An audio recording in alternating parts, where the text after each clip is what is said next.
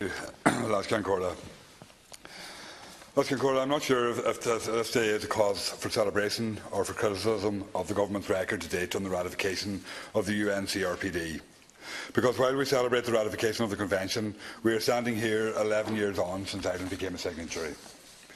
While I welcome the ratification of the Convention, in my opinion today should constitute an opportunity for the Government to make an official apology for the undue delay that no doubt has caused so much distress to people with disabilities. Last year I spoke of a local disability activist from Donegal, Frank Larkin, during Leaders' Questions and read out his account of the difficulties and frustrations he faced waiting for ratification to then Taoiseach Enda Kenny. People with disabilities deserve nothing less than a sincere apology and explanation from the Government today, alongside a firm commitment for the timely implementation of the necessary legislation bringing Ireland in line with the articles of the Convention. And while I acknowledge the work that Deputy McGrath has done and has sincerity in relation to today's announcement, I would say that this is only the start of the process rather than the end, and that is vitally important. Ratification without sufficient resources and without full legislative implementation will threaten its progress and the benefits it is to provide for people with disabilities. I would like to discuss two aspects of the ratification process for the remainder of my time here today. And I would also like just to take the time to mention Inclusion Ireland, who are here in the gallery today, and welcome them, and also thank them for their assistance with today's speech. Firstly, on the issue of sufficient resourcing to allow for the full implementation of the Convention. I hope that the Government stands here today not only to announce the ratification, but to give a firm commitment to allocate sufficient funding and resources necessary to see it through. Until this is done, I don't believe the Government will have anything to be proud of today, and certainly not after 11 years in waiting.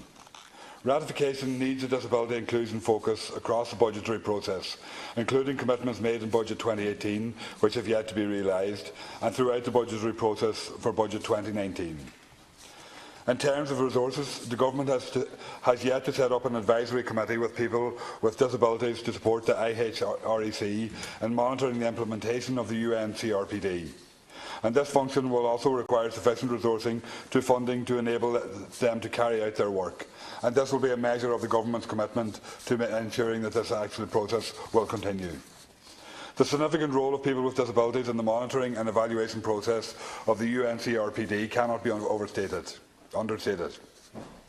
It's not just vitally important, it's a requirement of the UN Convention, and therefore funding must be ring-fenced for this and the various other functions to ensure compliance. I believe today is an opportunity for the Minister to outline to people how those with lived experience will in fact be resourced and facilitated to play a crucial role in the monitoring and implementation of the UNCRPD in Ireland, and that there will continue to be key constituents in the monitoring of the Convention in the future. Secondly, a major issue obstructing the ratification progress are the outstanding legislative provisions needed to see Ireland's full adherence to the Convention. When you look closely, it is shocking to see how far behind we are in the ratification process, despite the announcement today. Most of the so-called roadmap to ratification requirements are still outstanding 3 years later. It appears that we have quite an extensive list of breaches to the Convention in current legislation, and also outstanding legislation required to bring Ireland in line with articles of the Convention. Some of the examples are the Sexual Offences Bill, the Assisted Decision-Making Bill, the Wards of Court mechanism, and then regards of funding, the decision to support service needs funding. And outstanding legislation are the Disability Miscellaneous Bill, a bill which I spoke on over a year ago but has not yet been enacted, and that relates to Article 5 of the Convention. The deprivation of liberty standards are only at head stage, and this is also needed for Article 14 compliance. The overall picture presents us with a strange dichotomy. On the one hand, we have the Government announcing Ireland's ratification of the UNCRPD, yet on the other hand it has failed to carry out the necessary requirements for Ireland's adherence to its articles. This means that Ireland has been told a lie for 11 years, with the usual government spiel that we couldn't possibly ratify upon signing the Convention because our legislation was not in order. Yet here we stand today with our legislation still not in order, and yet we are claiming victory for ratification. And I think I understand the reasons why the Minister has done this, but I think it will require further watching and making sure that it actually does happen. Why then did we not ratify 11 years ago and use this as motivation for the government to get the legislative requirements pushed forward on a timely basis? This may have at least given the government a bit of a kick in getting its act together in this regard.